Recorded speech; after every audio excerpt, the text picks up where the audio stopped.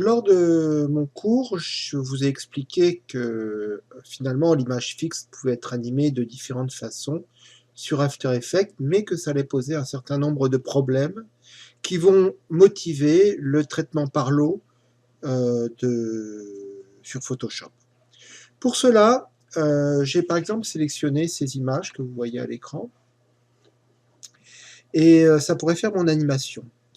Malheureusement, ces images sont parmi plein d'autres images et ça va me poser un problème parce que si je veux animer ces images qui ont été faites la nuit, c'est une série de photos qui ont dû être faites toutes les secondes, eh bien, il faudrait que je puisse créer un répertoire autonome, bien distinct. Alors, qu'est-ce que je fais? Je clique sur l'image de fin ou sur l'image de début, j'appuie sur majuscule, je saisis mon lot d'images, je fais CTRL X ou pomme X et je vais par exemple sur le bureau où je vais faire mon fichier animation.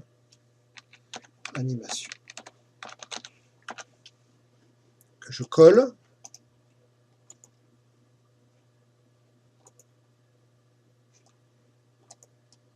Et voilà, c'est fait. Donc là, je me retrouve avec un fichier animation, mais on va voir que ces images sont, somme toute, vont poser un certain nombre de problèmes sur After Effects, car si je les importe sur After Effects maintenant, donc je vais faire attention, observez bien ce qui va se passer au projet.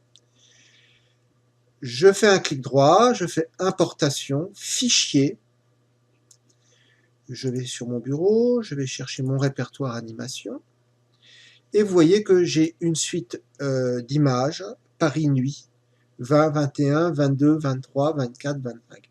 Alors, cette numérotation, on pourrait appeler ça une incrémentation. Une incrémentation, c'est tout ce qui va 20 plus 1. C'est ça, c'est très, enfin 0 plus 1. C'est-à-dire que ça commence ça par l'unité et tout ça, c'est correctement rangé. Donc After Effects n'aura pas de problème à voir que c'est une suite d'images.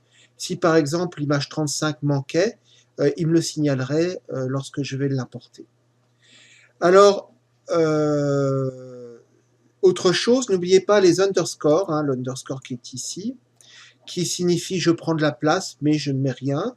Et c'est extrêmement utile pour faire des numérotations propres.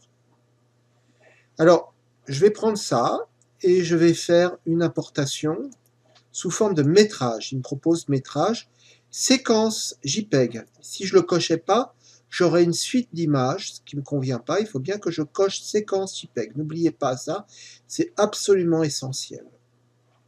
Maintenant, j'importe mes images. Et vous voyez que After Effects vient de me créer non seulement une composition, mais aussi j'ai un métrage qui correspond à mon animation. Alors ce métrage, si je le regarde, ça fait ça, voilà. C'est un genre. D'ailleurs, ça doit être un contrôle de flic. Enfin, je ne sais plus très bien qu'est-ce que c'était. Il y a très longtemps que j'ai fait ces images. Mais regardez bien ici, il est indiqué que les images font 3008 par 2000 pixels. Alors ce qui est rassurant, c'est qu'on est en pixels carrés et que ma composition est à 25 images par seconde et que j'ai 19 images. Tout ça, c'est marqué ici. Eh bien, c'est 3008 par 2000 images, enfin 3008 par 2029 images qui sont très grosses. Si j'en avais une centaine, j'épuiserais ma mémoire, la mémoire virtuelle de mon ordinateur, qui se compte en 4 Go ou 8 Go, ou si vous avez de la chance, en 16 Go. Car c'est la mémoire vive, cette mémoire vive met en stock tout ce sur ce quoi on travaille à ce moment-là. Donc, si je dois faire une animation plus complexe avec plus d'images, eh bien, je vais être obligé d'utiliser le traitement par l'eau. Alors, comment faire un traitement par l'eau? Le traitement par l'eau ne va pas se faire sur After Effects. Le traitement par l'eau est réellement une modification physique sur les images. On va diminuer leur taille de façon à ce qu'elles soient suffisamment légères pour pouvoir être prises en lot et en grande quantité. Pour cela, Je vais dans Photoshop.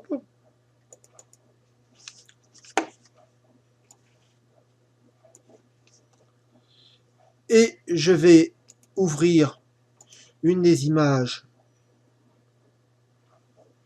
de mon animation.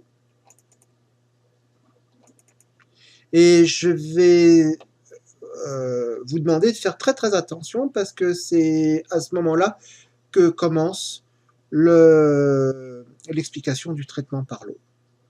D'abord, on s'aperçoit que l'image n'est pas au même format, on parle d'homothétie, que le HD TV qu'on va employer, qui est à 1920 par 1080 pixels. Donc, c'est pas grave, ça, After Effects pourra éventuellement le traiter lui-même sans trop de problèmes. Mais pour réduire mon image, ce que je vais faire, c'est que je vais choisir en fonction de sa géométrie si ça va être la hauteur ou la longueur pour que le format 1920 par 1080 corresponde à mon traitement par l'eau. Alors pour commencer mon traitement par l'eau, je vais faire nouvelle action. Pour cela, je vous prie de faire attention à ce qu'il y a en dessous du cartouche action. Nous sommes sur le cartouche action qu'on peut activer comme ça sur fenêtre et on va chercher action. Vous voyez bien, fenêtre, action. Et là, vous avez un certain nombre de logos à activer. Donc celui-là, il faut que vous fassiez attention parce qu'il va vous indiquer comment s'enregistre l'action. Et là, je vais faire une nouvelle action que je vais appeler Go to HDTV. Ce qui veut dire pour moi, c'est que c'est 1920 par 1080 pixels. Voilà l'affaire. Donc, ce qui va se passer maintenant, c'est que je vois que il y a une indication qui me montre que l'action est en train de s'enregistrer puisque j'ai ma petite icône qui était blanche au départ est devenue rouge. Ça veut dire que tout ce que je vais faire va être enregistré. Alors très simplement, je vais dans Images et je vais faire taille de l'image. Je vérifie bien. Si j'étais à 150 dpi, je modifierais les dpi. Là, je suis en centimètres, c'est pas normal. Je travaille toujours en millimètres, en pixels quand je fais de la vidéo. Et là, je vais faire 1920. Alors, je vois que 1920, c'est bien, parce que si je mets 1920, là, j'ai 1277, ce qui signifie que mon image est légèrement plus grande que le format HDTV, et je n'ai pas fait de recadrage, donc il n'y aura pas de blanc, il n'y aura pas de problème, je serai en image, on dit plein pot, intégrale. Voilà, donc je fais OK, et regardez ce qui vient de se passer, c'est que Go to HDTV, taille de l'image, si j'ouvre cette icône, je vois largeur 1920, donc ça veut dire que toutes les images qui seront traitées par cette action vont être en largeur 1920. Alors là, j'ai plus besoin de rien faire, ou presque, je fais stop, vous voyez que mon icône est redevenue blanche, et je ferme mon action. Alors, un jour, je vous montrerai comment faire les droplets, qui sont des petites actions qu'on met sur le bureau qui attaquent toutes les images immédiatement, mais ce n'est pas le cas de mon cours. Mon cours consiste à vous montrer comment on fait un traitement par l'eau. Donc, on fait Fichier, Automatisation, Traitement par l'eau. Et vous voyez que j'ai Action par défaut. Donc, c'était la catégorie dans laquelle j'ai mis mon action Go to HDTV 1920 par 1080 pixels. Alors, comme je n'ai pas de priorité sur Action, sur les instructions, j'ai pas d'instruction ouvrir, donc je ne mets pas de priorité sur instruction ouvrir. Et là, je vais laisser destination, enregistrer et fermer. mais il faut que l'on sache où on va chercher les images. Donc je vais dans sélection du dossier contenant les fichiers sources. Je clique là, bureau, animation. Et voilà, j'ai terminé, j'ai sélectionné mon dossier. Et maintenant, si je fais OK,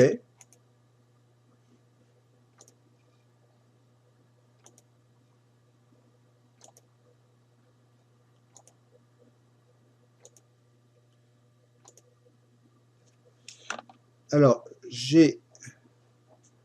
ma manipulation n'est pas parfaite.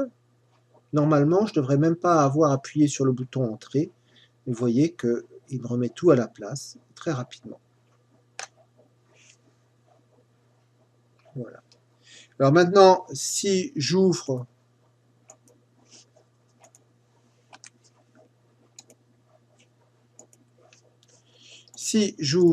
dans mon répertoire, je vais voir la taille de l'image et vous voyez qu'elle fait 1920 par 1277 pixels. Donc je vais pouvoir la mettre dans After Effects, tout simplement. Je vais dans Importation, Paris Nuit, 2, et là, on va voir que mes images sont plus petites. Si je regarde bien, vous voyez qu'il y a le premier qui est enregistré à 3008 par 2000, et là, 1920 par 1277. Donc si je fais une nouvelle composition qui fait 10 secondes, hein, la composition standard d'expérimentation, et que je prends mon fichier, vous voyez que... Alors là, je vais y donner... je vais modifier sa durée. Instant, extension temporelle. Je vais mettre 5 secondes.